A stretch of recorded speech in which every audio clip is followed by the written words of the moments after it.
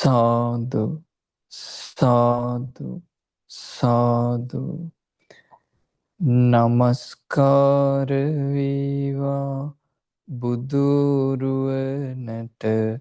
සැමදා බුදු හිමි සරණ යමි. නමස්කාර වේවා දම්රුවනට සැමදා සදහම් සරණ යමි. නමස්කාර වේවා සංඝරුවනට සැමදා මහා සංඝ සරණ යමි. නමස්කාර වේවා තුනුරුවනට සැමදා තිසරණ සරණ යමි. සාදු සාදු සාදු. අපගේ ගුරුදේවෝත්තම පින්වත් ලොකු ස්වාමීන් වහන්සේට නමස්කාර වේවා. සාදු. ශ්‍රද්ධාවන්ත වාසනාවන්ත පින්වතුනි, අද අපි සූදානම් වෙන්නේ අපගේ මහා කාරුණික බුදුරජාණන් වහන්සේ වදාළ හේතුඵල ධහම ගැන ඉගෙන ගන්නත්, ඒ වගේම භාවනාව වශයෙන් නුවණින් මෙනෙහි කරන්නේ කොහොමද කියලා පුරුදු පුහුණු වෙන්න. ඔබ දන්නවා බුදු කෙනෙක්ගේ පහළ වීමෙන් පස්සේ ලෝකීට ප්‍රඥා සම්පන්න මිනිස්සු බිහි වෙනවා. ඒ බිහි වෙන්නේ බුදුරජාණන් වහන්සේගෙන් ඉගෙනගත් ධර්මය නුවණින් මෙනෙහි කිරීම තුළ.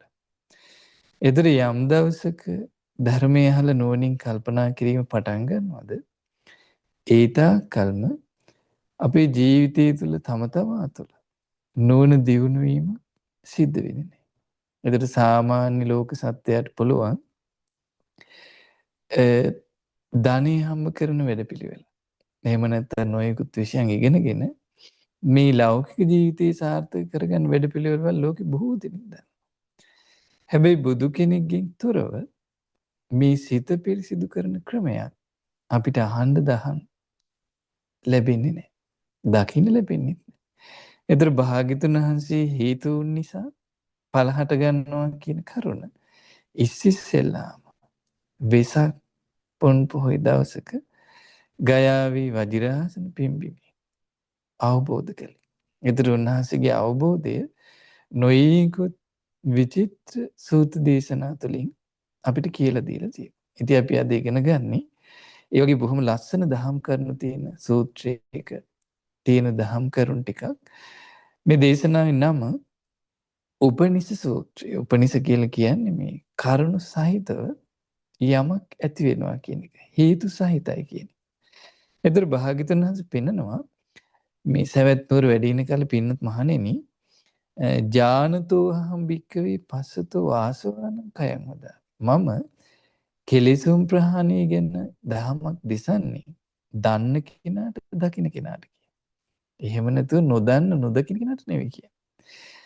එතකොට කොම දන්න දකින්න කෙනාටද කියලා භාග්‍යවතුන් වහන්සේ පෙන්නනවා.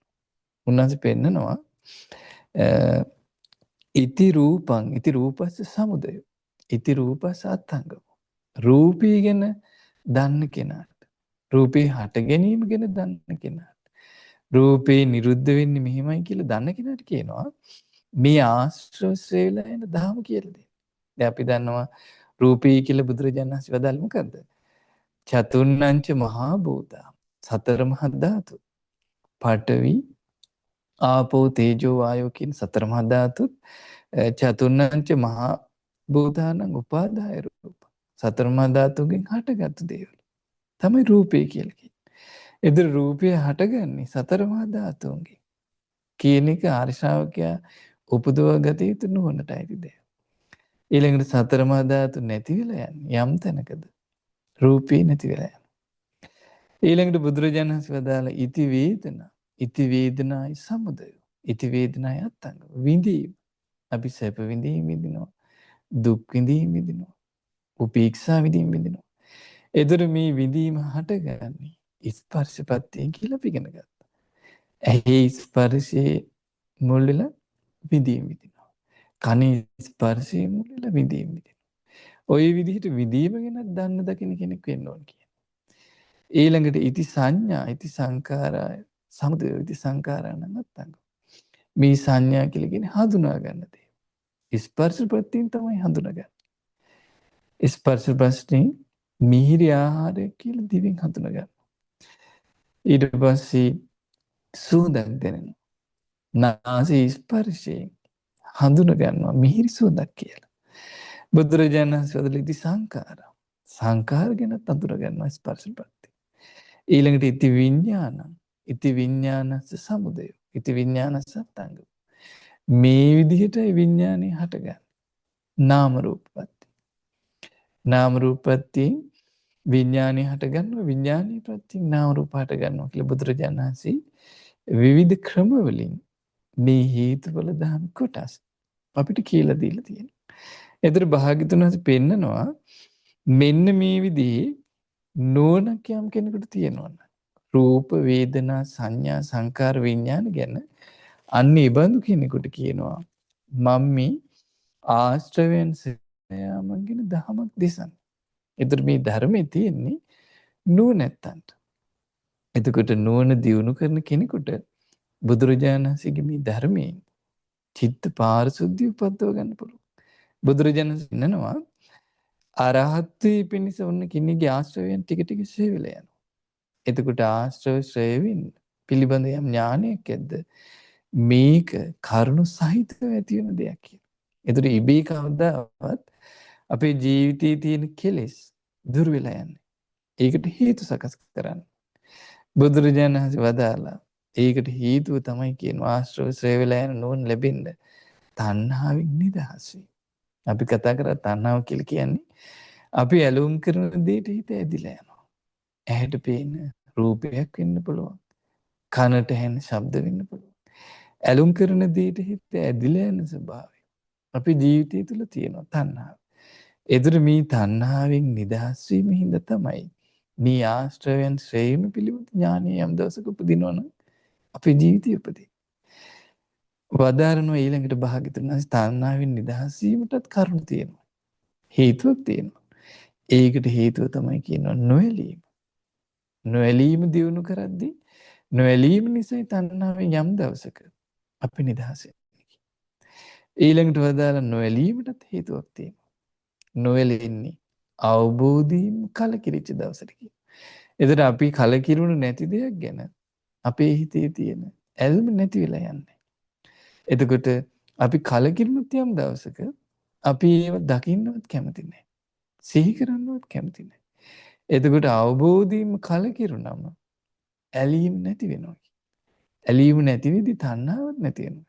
තණ්හාව නැතිවීමෙන් මේ සියලු කෙලෙසුන් ෂේ වෙලා යන නුවණ ලැබෙනවා. එතකොට එකක් එකක් ගානේ මේ යහපත් ගුණධර්ම හේතුන් සකස් කිරීමෙන් තමයි උපදින්නේ. බුදුරජාණන් වහන්සේ වදාළ අවබෝධයෙන් කලකිරින්නේ මොකක් නිසාද?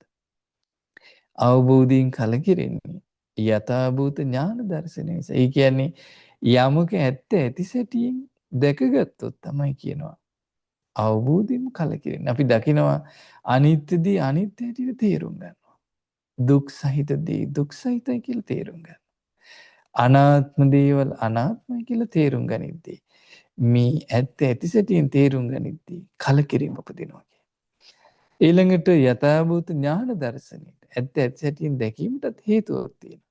බුදුරජාණන් වහන්සේ වදාලා ඒකට හේතුව තමයි කියන සමාධිය. හිතේ එකඟ බව. හිතේ එකඟ බවක් තියෙනවා නම් මේ ලෝකයේ තියෙන ඇත්ත අපිට දකින්න පුළුවන්. එතකොට ලෝභයේ මුල් වෙලා අකුසල් හට ගන්නවා අපිට පේනවා. දේශයේ මුල් වෙලා අකුසල් හට ගන්නවා දකින්න පුළුවන්. මෝහයේ මුල් වෙලා අපේ ජීවිතය තුළ අකුසල් හට ගන්නවා දැක ගන්න පුළුවන්. ඉතින් මේ විදිහට බුදුරජාණන් වහන්සේ වදාළ සමාධිය උපදින්නේ හේතුවක් නිසා. හිතේ එකඟ බව. හිතේ එකඟ බව එන්නේ සැපේ නිසා කියන. සැපසහගත බව. සැපසහගත බව උපදින්නේ කායික මානසික සැහැල්ලුවෙන් කියන.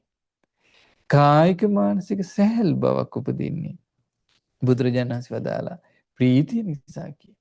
ඒතර බලන්න මේ කාරණා එකකට එකක් සම්බන්ධයි. ප්‍රීතිය උපදින්නේ ප්‍රමුදිත බවෙන් කියන. ප්‍රමුදිත බවක් උපදින්නේ භාග්‍යවතුන් වහන්සේ වදාළ ශ්‍රද්ධාවෙන් කියන. අපි දන්නවා ශ්‍රද්ධාව කියලා බුදුරජාණන් වහන්සේ හඳුන්වන්නේ සද්ධාති තථාගතස්ස බෝධි.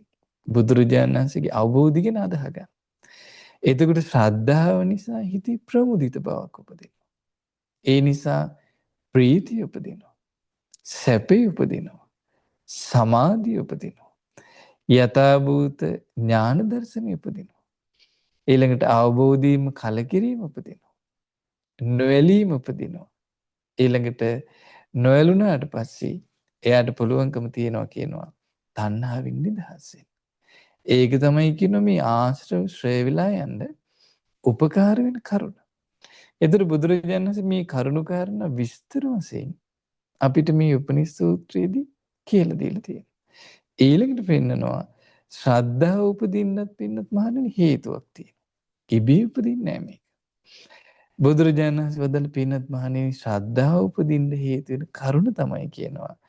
එයා දුක ගැන තේරුම් ගන්නවා. අපි කතා කළා මේ ජීවිතේ අපි ලෙඩවීමෙන් දුක් විඳිනවා. වයසට යන එකකින් දුක් විඳිනවා. ඊළඟට ජරාවටපත් වෙන එකකින් දුක් විඳිනවා. අප්‍රියමනාපයත් එක්ක එකතු වෙද්දී දුකයි. ප්‍රියමනාපය අපෙන් වෙන් වෙද්දී දුකයි. එතකොට දුක මේ සත්‍ය දුක මත පිහිටලා ඉන්නවා කියලා බුදුරජාණන් වහන්සේ වදාළේ. එතකොට දුක ගැන තේරුම් ගනිද්දී ශ්‍රද්ධාව උපදිනවා කියනවා. එතකොට දුක ගැන දහමක් කවුද දේශනා කළේ? භාග්‍යවතුන් වහන්සේ.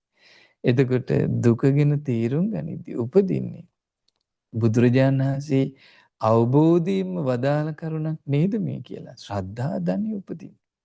එතකොට ශ්‍රද්ධා ධනිය තියෙන කෙනා තමයි ප්‍රමුදිත භවෙන් ප්‍රීතියෙන් සැපයෙන් සමාධිය කරා යන්නේ. හිතේ එකඟ බව කරා යන්නේ. එතකොට බලන්න දුක තේරුම් ගනිද්දී මේ කරුණු කාරණා එකක් එකක් ගානේ හේතු සකස් කරති ඵලයක් උපදිනවා.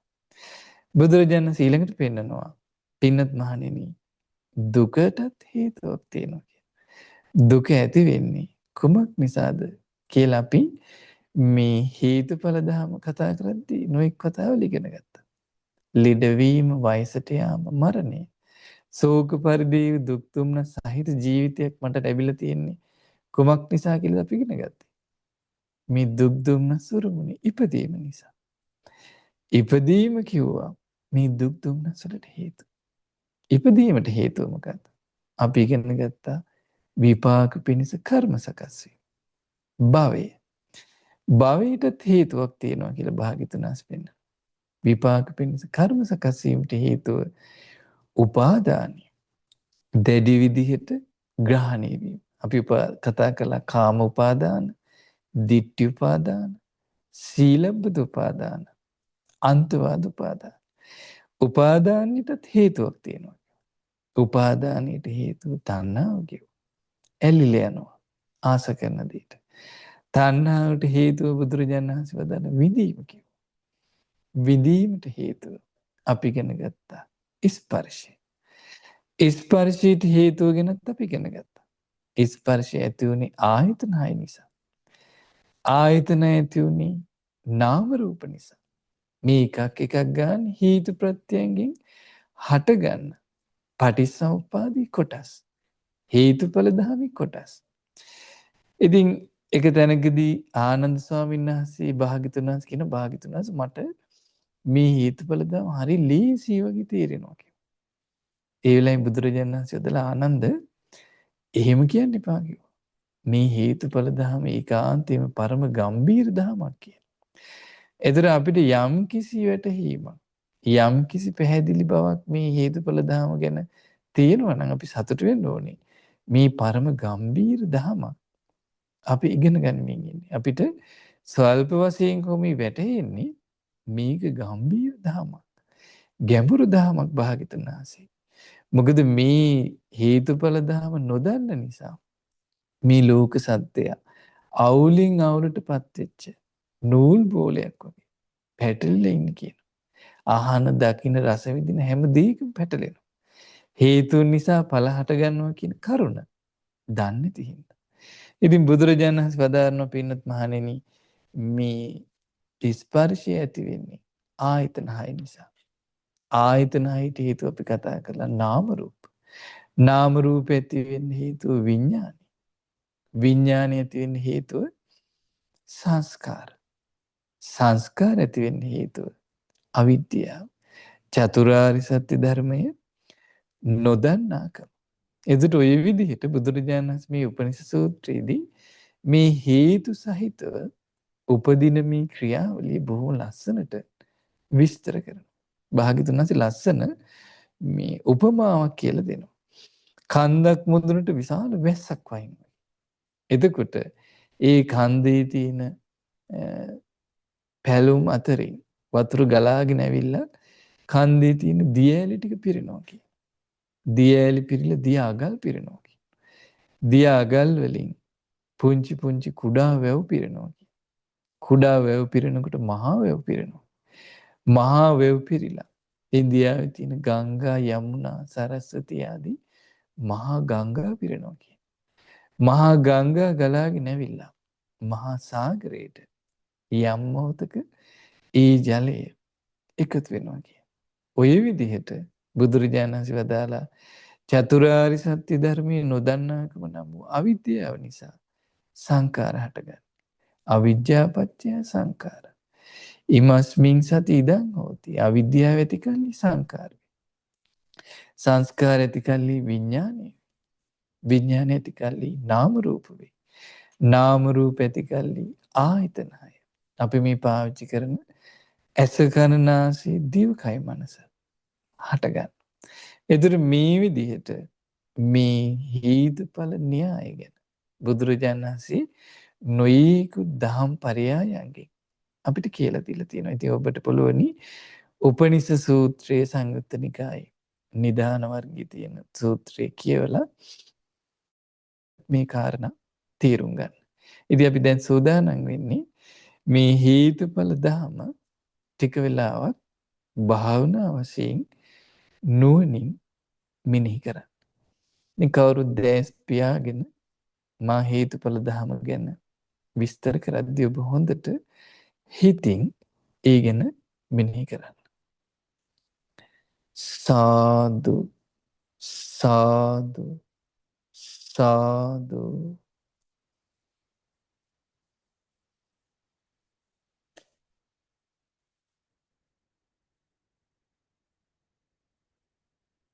දැස් පියාගෙන අහගෙන ඉන්න. මේ ජීවිතය කියලා කියන්නේ හේතුඵල ධමී හටගත්තු දෙයක්. හේතුන් හටගනිද්දී ඵල හටගන්නවා. ඉපදීමත් එක්ක අපිට ලැබිච්ච දෙයක් තමයි ලෙඩවීම. වයසට යාම.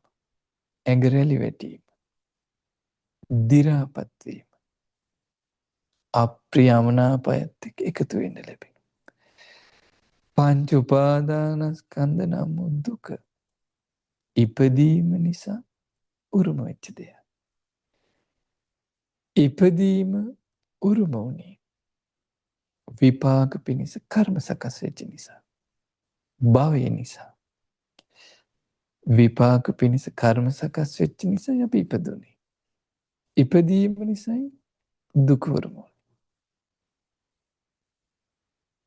විපාක පිණිස කර්ම සකස් වුනේ හේතුවක් නිසා. භවය හටගත්තේ උපාදාන නිසා. කාමයන්ට අපි ග්‍රහණය වුණා. දුෂ්ටීට ග්‍රහණය වුණා. සීල වෘතවලට අපි ග්‍රහණය වුණා.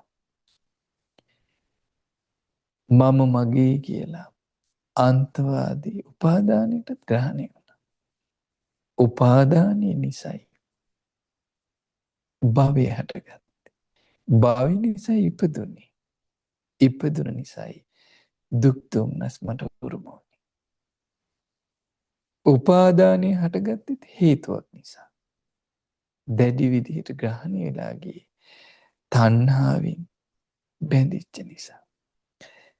ඇහැට පේන රූප ගැන තණ්හාව ඇති වුණා. රූප තණ්හා. කනට හෙන ශබ්ද ගැන අපි ඇලිලා ගියා. ශබ්ද තණ්හා. නාසයට දැනෙන ගඳ සුවඳ ගැන අපි ඇලිලා ගියා. ගන්ධ තණ්හා. දිවට දැනෙන රසයට ඇලුනා. රස තණ්හා. කයට දැනෙන පහසටත් ඇලුනා. පොට්ටබ්බ තණ්හා. මනසට සිතෙන අරමුණු වලටත් අපි ඇලිලා ගියා. ධම්ම තණ්හා. තණ්හාව උපන්නේ විඳීම නම් වූ හේතුව නිසා. ඇහි ස්පර්ශයෙන් විඳීම හට ගන්නවා. කනේ ස්පර්ශයෙන් විඳීම හට ගන්නවා. නාසයේ ස්පර්ශයෙන් විඳීම හට ගන්නවා. විඳීම හට ගන්නත් හේතුවක් තිබුණා. ඒ තමයි ස්පර්ශය. ස්පර්ශය කියලා කියන්නේ තින්නම් සංගති පස්සෝ. ඇහත් රූපයත් ඇහි විඥානයත් එකතු වීම ඇහි ස්පර්ශය. ස්පර්ශේ ප්‍රත්‍යයෙන් විඳීම හටගන්න. පස්සපච්චයා වේදනා. වේදනා පච්චයා තණ්හා. තණ්හා පච්චයා උපාදාන. උපාදාන පච්චයා භව. භව පච්චයා ජාති. ජාති පච්චයා ජරා මරණං ශෝක පරිදේව දුක්ඛ දෝමනස් උපායාසාන සම්භවಂತಿ. ස්පර්ශය උපදින ආයතන හය නිසා. ඇස කන නාසය දිව කය මනස කියන ආයතන නිසා ස්පර්ශය ඇති වෙන්නේ. ආයතන හය උපදුනේ නාම රූප නිසා. වේදනා සංඥා චේතනා පස්ස මනසිකාර කියන නාමත් පඨවි ආපෝ තේජෝ වායෝ කියන සතර මහා ධාතු එකතු වෙලා නාම රූප හටගන්නවා. නාම රූප ප්‍රත්‍ය කරගෙනයි ආයතන හය නම් වූ ඵලය උපදින්නේ. ඉමස්ස උපාදා ඉදං උප්පච්චති. නාම රූප ඉපදීමෙන් ආයතන හය ඉපදිනවා. ආයතන හය ඉපදීමෙන් ස්පර්ශය උපදිනවා. ස්පර්ශය ඉපදීමෙන් විඳීම උපන්න. විඳීම ඉපදීමෙන් තණ්හාව උපන්න. තණ්හාව ඉපදීමෙන් උපාදානය උපන්න. උපාදානය හට ගැනීම භවය හටගත්.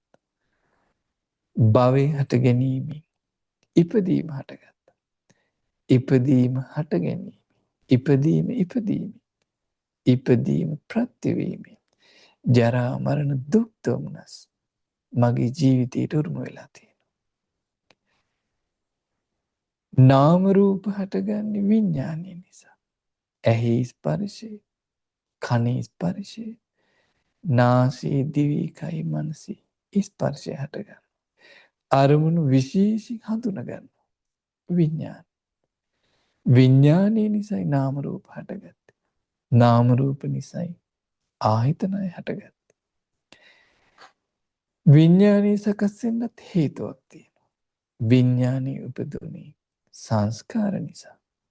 කාය සංස්කාර, වචී සංස්කාර, මනෝ සංස්කාර, චිත්ත සංස්කාර. සංස්කාර නිසා විඥානය හටගත්තා. සංස්කාරය හටගන්නත් හේතුවක් තියෙනවා. සංස්කාර හටගත්තේ අවිද්‍යාව නිසා. චතුරාර්ය සත්‍ය ධර්මයේ නොදන්නාකම නිසයි සංස්කාර හටගත්තේ. මේ විදිහට දුර ඈත අතීතයේ ඉඳලා හේතු නිසා ඵල හටගන්න ස්වභාවය මගේ ජීවිතේ සම්බන්ධ වෙලා තියෙනවා. අතීත කාලයේ මුලත් අවිද්‍යාව. වර්තමාන කාලයේ මුලත් අවිද්‍යාව. අනාගත කාලයේ මුලත් අවිද්‍යාව. අවිද්‍යාව හේතු කරගෙන සංස්කාර හටගත්තා. සංස්කාර හේතු කරගෙන විඥානය හටගත්තා. විඤ්ඤාණය හේතු කරගෙන නාම රූප හටගත්තා. නාම රූප හේතු කරගෙන ආයතන හය හටගත්තා. ආයතන හය හේතු කරගෙන ස්පර්ශය හටගත්තා. ස්පර්ශය හේතු කරගෙන විඳීම හටගත්තා. විඳීම හේතු කරගෙනයි තණ්හාව හටගත්තේ. තණ්හාව නිසායි උපාදානය හටගත්තේ, බැඳිලා ගියේ. බැඳිච්ච නිසායි විපාක පිණිස කර්ම සකස් වුනේ. විපාක පිණිස කර්ම සකස් වීම නිසායි අපි මේ ජීවිතේ මනුස්ස ලෝකෙට ආවේ. විපාක පිණිස කර්ම සකස් වෙන ඇතැම් කාලවල අපි දෙවියන් අතර උපදිනවා. බ්‍රහ්මීන් අතර උපදිනවා. සතුන් අතර උපදිනවා. ප්‍රේතලෝ ප්‍රේතයන් අතර උපදිනවා. නිරයේ නිරසතුන් අතර උපදිනවා. නාලොව නාගයන් අතර උපදිනවා. විපාක පිණිස කර්ම සකස් වීමෙන් උපතක් කරා යනවා. ඇතැම් කාලයකට මව් කුසෙන් උපදිනවා. ඇතැම් කාලයක බිත්තරයක් ඇස්සේ උපදිනවා. ඇතැම් කාලවල තෙත් පරිසරයක උපත ලබනවා. ඇතැම් කාලවල ඔයකොම තුනින්ම බැහැරව ඕපපාතිකව උපත ලබනවා. විපාක පිණිස කර්ම සකස් වීම යම් තැනකද එතන ඉපදීම තියෙනවා. ඉපදීම යම් තැනකද ජරා මරණ දුක් දුම්නස් ඒත් එක්ක සම්බන්ධ වෙලා තියෙනවා. යම් දවසක මේ ජීවිතයේ දුක තේරුම් ගත්තී. වටහා ගනිති. ධර්මයෙන් දුක ගැන තේරුම් ඇති.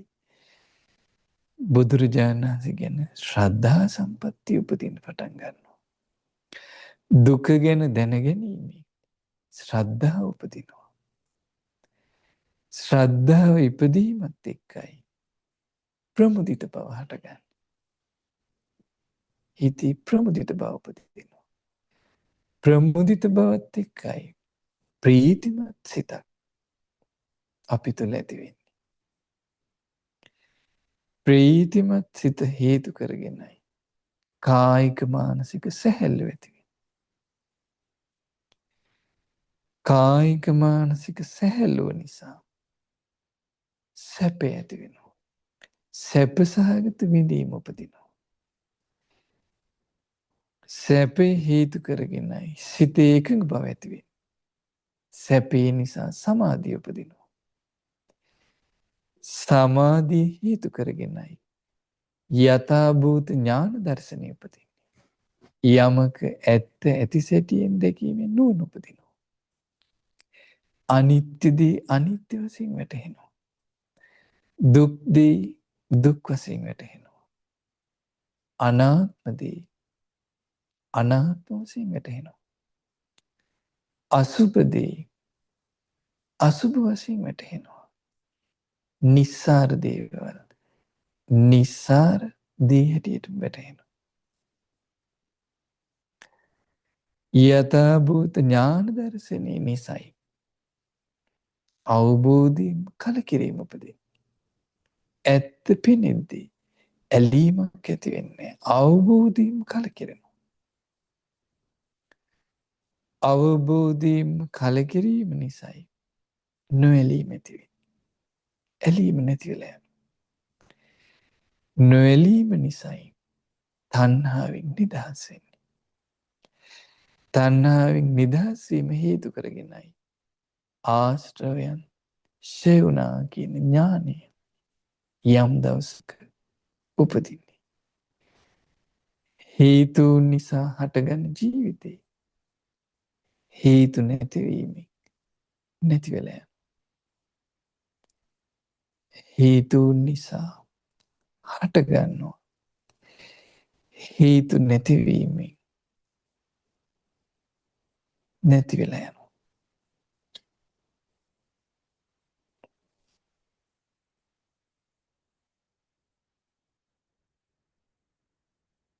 ඉපදීම හේතු කරගෙන ජරා මරණ හටගන්නවා කියන කරුණ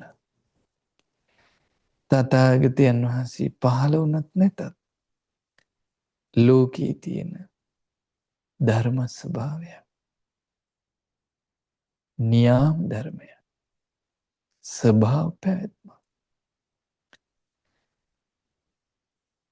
ඉපදීම හේතු කරගෙන ජරා මරණ හටගන්නවා කියන කරුණ තථාගතයන් වහන්සේ නුවණින් අවබෝධ කරගන්න ප්‍රත්‍යක්ෂ කරගන්න නුවණින් ප්‍රත්‍යක්ෂ කරලා ලෝක සත්වයට දේශනා කරනවා විග්‍රහ කරලා කියලා දෙනවා පෙන්නලා දෙනවා දේශනා කරනවා පිහිටවනවා ඉපදීම හේතු කරගෙන ජරා මරණ හටගන්නවා කියන කරුණ සත්‍යයක්මයි අසත්‍ය බවට පත් නොවන දෙයක්මයි හේතුඵල දහමට අයිති දෙයක්මයි නොයිනස්සෙන දෙයක්මයි ජරා මරණ කියලා කියන්නේ ස්ථිරසාර දෙයක් නෙවෙයි අනිත්‍ය දෙයක් වෙනස් වෙන දෙයක් ෂය වෙලා යන දෙයක් නැසිලා යන දෙයක් ඇල්ම දුරු කළ යුතු ස්වභාවයට අයිති දෙයක් නොඇලිය යුතු දෙයක් ඉපදීම කියලා කියන්නේ ස්ථිරසාර දෙයක් නෙවෙයි අනිත්‍යයි සකස් වෙච්ච දෙයක් ඉපදීම කියලා කියන්නේ හේතුඵල ධාමෙන් නිර්මාණය ඉපදීමත් ෂය වෙලා යනවා නැසිලා යනවා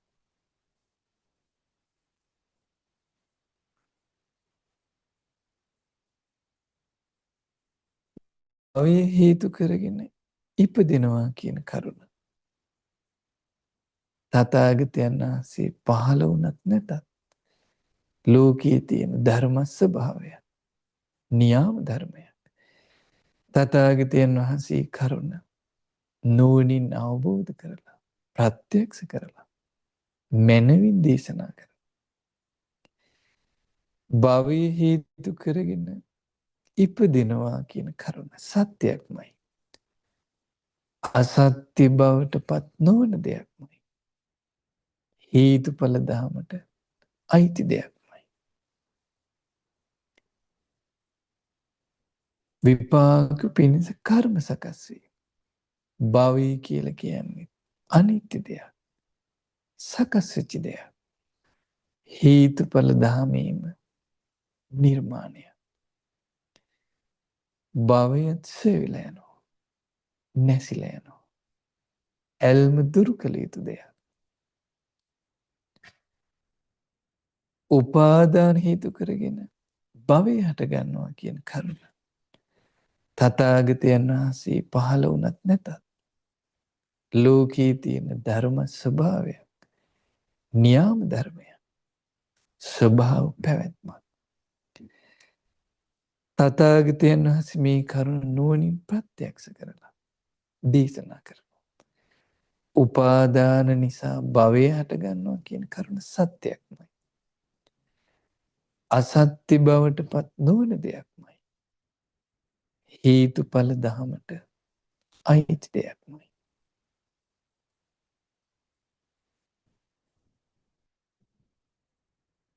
උපාදාන කියලා කියන්නේ අනිත්‍ය දෙයක් සකස් වෙච්ච දෙයක් හේතුඵල දහමේම නිර්මාණය ෂය වෙලා යනවා නැසිලා යනවා තණ්හාව හේතු කරගෙන උපාදාන හටගන්නවා කියන කරුණ තථාගතයන් වහන්සේ පහළ වුණත් නැතත් ලෝකයේ තියෙන ධර්ම ස්වභාවය නියාම ධර්මය හේතුඵල දහමක් තථාගතයන් වහන්සේ මේ කරුණ මනවින් අවබෝධ කරලා දේශනා කරා තණ්හාව හේතු කරගෙන උපාදාන හටගන්නවා කියන කරුණ සත්‍යයක්මයි අසත්‍ය බවට පත් නොවන දෙයක්මයි හේතුඵල දහමට අයිති දෙයක්මයි.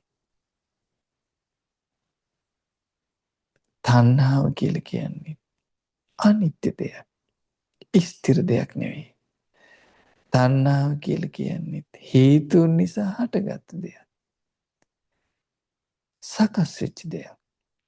හේතුඵල දහමේ නිර්මාණය. තණ්හාවත් නැසිලා යනවා. ෂේ වෙලා යනවා. විඳීම නිසා තණ්හාව හටගන්නවා කියන කරුණ. තථාගතයන් වහන්සේ පහළ වුණත් නැතත් ලෝකයේ තියෙන ධර්ම ස්වභාවය, න්‍යාම ධර්මය. තථාගතයන් වහන්සේ මේ කරුණ මනවින් අවබෝධ කරලා දේශනා කරනවා. විඳීම නිසා තණ්හාව හටගන්නවා කියන කරුණ සත්‍යයක්මයි. අසත්‍ය බවට පත් නොවන දෙයක්මයි. හේතුඵල දාමට අයිති දෙයක්මයි. විඳීම කියලා කියන්නේ අනිත්‍ය දෙයක්. විඳින දේවල් නැසිලා යනවා. ෂේ වෙලා යනවා. විඳීම කියලා කියන්නේ හේතුඵල දහමේ නිර්මාණයක්. නොඇලිය යුතු දෙයක්. ස්පර්ශය නිසා විඳීම හටගන්නවා කියන කරුණ. තථාගතයන් වහන්සේ පහළ වුණත් නැතත් ලෝකයේ තියෙන ස්වභාව ධර්මයක්. ධර්ම නියාමයක්. තථාගතයන් වහන්සේ මේ කරුණ මනවින් අවබෝධ කරනවා. ස්පර්ශය නිසා විඳීම හටගන්නවා කියන කරුණ සත්‍යයක්මයි. හේතුඵල දහමක්මයි. අසත්‍ය බවට පත් නොවන දෙයක්මයි. ස්පර්ශය අනිත්‍ය දෙයක්. වෙනස් වෙන දෙයක්. හේතුඵල දහමේ නිර්මාණයක්. ආයතන හය නිසා ස්පර්ශය හටගන්නවා කියන කරුණ. තථාගතයන් වහන්සේ පහළ වුණත් නැතත් ලෝකයේ තියෙන ධර්ම ස්වභාවය. තථාගතයන් වහන්සේ මේ කරුණ මනවින් අවබෝධ කරලා දේශනා කරනවා. විස්තර කරනවා. ආයතන හය හේතු කරගෙන ස්පර්ශය හටගන්නවා කියන කරුණ සත්‍යයක්මයි.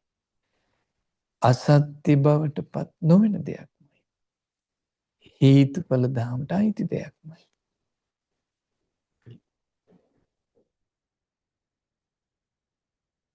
ආයතන හයත් අනිත්‍යයි. නැසිනවා. ෂය වෙලා යනවා. හේතුන්ගෙන් හටගත්තේ. හේතුඵල දහමේ නිර්මාණය.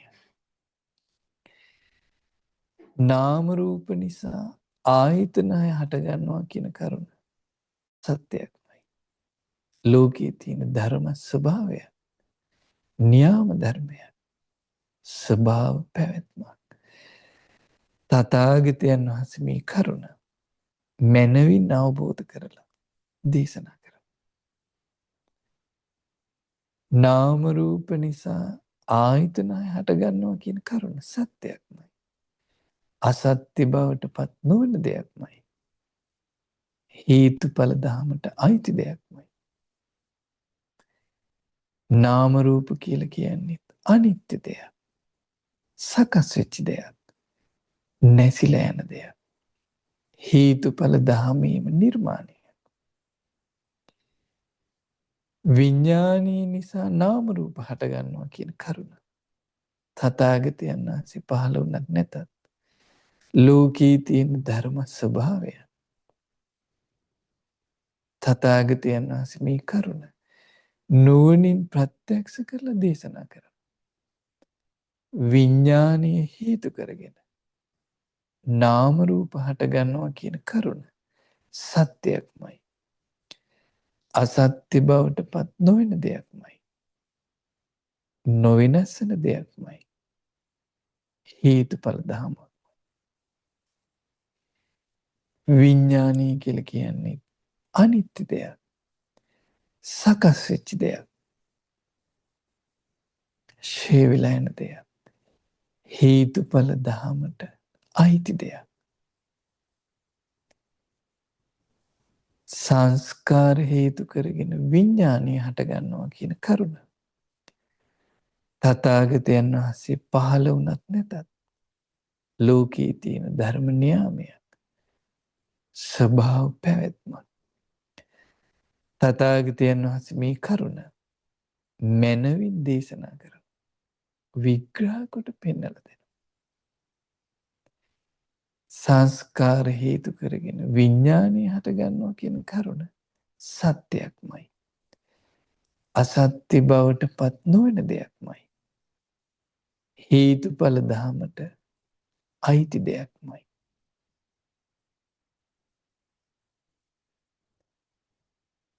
සංස්කාර කියලා කියන්නේ අනිත්‍ය දෙයක්. සකස් වෙච්ච දෙයක්. ෂය වෙලා යන දෙයක්. හේතුඵල දහමේම නිර්මාණය. අවිද්‍යාව හේතු කරගෙන සංස්කාර හටගන්නවා කියන කරුණ. තථාගතයන් වහන්සේ පහළ වුණත් නැතත් ලෝකයේ තියෙන ධර්ම ස්වභාවය නියාම ධර්මය.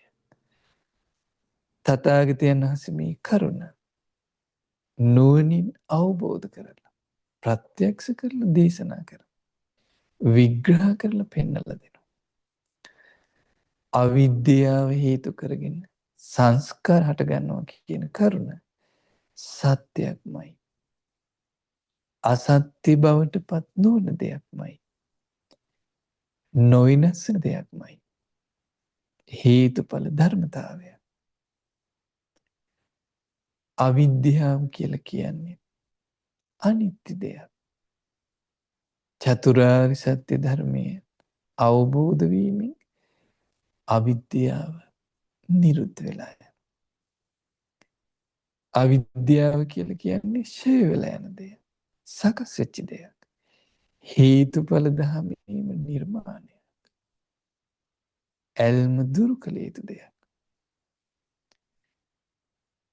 චතුරාර්ය සත්‍ය ධර්මය අවබෝධ වීමෙන් අවිද්‍යාව නිරුද්ධ වෙලා යනවා. අවිජ්ජායත්තේව අසීස විරාග නිරෝධා සංකාර නිරෝධෝ සංකාර නිරෝධා විඤ්ඤාණ නිරෝධෝ විඤ්ඤාණ නිරෝධා නාම රූප නිරෝධෝ නාම රූප නිරෝධා සලආයතන නිරෝධෝ සලආයතන නිරෝධා පස්ස නිරෝධෝ පස්ස නිරෝධා වේදනා නිරෝධෝ වේදනා නිරෝධා තණ්හා නිරෝධෝ තණ්හා නිරෝධා උපාදාන නිරෝධෝ උපාදාන නිරෝධා භව නිරෝධෝ භව නිරෝධා ජාති නිරෝධෝ ජාති නිරෝධා ජරා මරණ ශෝක පරිදේව දුක්ඛ දෝමනස්ස පායාසාන නිරුච්ඡanti. මේ විදිහට සියලු දුක් දොම්නස් නිරුද්ධ වෙලා යනවා. හේතු නිරුද්ධ වීමෙන් ඵලය නිරුද්ධ වෙලා යනවා. හේතුඵල ධමයෙන් හටගත් ජීවිතය අනිත්‍ය එක.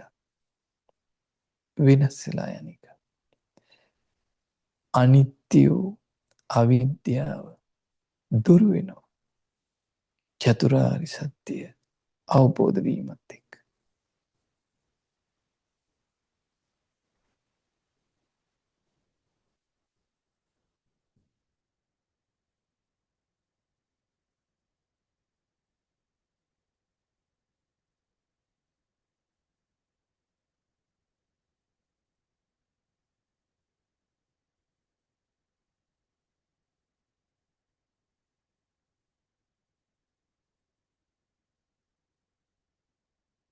සාදු සාදු සාදු. හොඳයි. අපි අද දවසේ උපනිෂ සූත්‍රයේ තියෙන දහම් කරුණු ටිකක් සාරාංශ වශයෙන් ඉගෙන ගත්තා. ඒ වගේම හේතුඵල දහම නුවණින් මෙනෙහි කරන තවත් ක්‍රමයක් ඉගෙන ගත්තා. ඉතින් බුදුරජාණන් වහන්සේගේ පරම ගම්බීර හේතුඵල දහම මේ විදිහට පියවරෙන් පියවර ටිකින් ටික අපි තේරුම් අරගෙන අපි ජීවිතේට සම්බන්ධ කරගන්න අපිට අවස්ථාව තියෙනවා. ඉතින් නිසා සියලු දෙනාටම ආශිර්වාද කරනවා මේ උතුම් ධර්මය නුවණින් මෙනෙහි කරමින් ඔබටත් උතුම් හේතුඵල දහම් තේරුම් අරගෙන උතුම් ධර්මාවබෝධ කරන්න වාසනාව උදා වෙත්වා. සාදු සාදු සාදු. රැස් කළ සියලු පින් අපි සියලු දෙවියන්ට අනුමෝදන් කරමු. සක්දෙවිඳුන් ප්‍රදාන සියලු දෙවියෝ මේ පින් අනුමෝදන් වෙත්වා. දෙවියන්ට ධර්මාවබෝධී පිණිස මේ පින් උපකාර වෙත්වා. සාදු සාදු. රැස් කළ පින පින්නත් ලොකු ස්වාමීන් වහන්සේ ප්‍රදාන සියලු මහා සංඝරුවන්ට අනුමෝදන් වෙත්වා. උතුම් ධර්මාවබෝධී පිණිස මේ පින් උපකාර වෙත්වා. සාදු සාදු. රැස් කළ පින ඔබ අප නමින් මිය පරලෝකයේ සියලු ඥාතීන්ට සැපය පිණිස උපකාර වෙත්වා. සාදු සාදු. සියලු පින් මේ පින්වත් සෑම සියලු දෙනාට පවුල්වල ඥාතිත මිත්‍රාදී දුවදරු සියලු දෙනාට අනුමෝදන් වෙත්වා. සියලු දෙනා නිදුක් වෙත්වා නිරෝගී වෙත්වා සුවපත් වෙත්වා. සෝසීම හේතුඵල දහම තේරුම් අරගෙන තුම් චතුරාර්ය සත්‍ය ධර්මයේ අවබෝධ කරන්න සියලු දෙනාටම වාසනාව උදා වෙත්වා. සාදු සාදු සාදු. දැන් සියලු දෙනාටම ආශිර්වාද කරනවා. අභිවාදන සීලිස්ස නිච්ඡං වද්ධාපචායිනෝ චත්තාරෝ ධම්මා වඩ්ඩಂತಿ ආයුවන්නෝ සුඛං බලං ආයුරාරෝග්‍ය සම්පatti සග්ග සම්පatti මේවච අතෝ නිබ්බාන සම්පatti ඉමිනාතේ සමිජ්ජතු. සුපත් වේවා සුපත් වේවා. හොඳයි. නමෝ බුද්දාය. නමෝ බුද්දාය ස්වාමීන් වහන්සේ. නමෝ බුද්දාය ස්වාමීන් වහන්සේ. නමෝ බුද්දේ නමෝ ස්වාමීන් බුද්දාය. වහන්සේ. නමෝ බුද්දාය නමෝ බුද්දාය.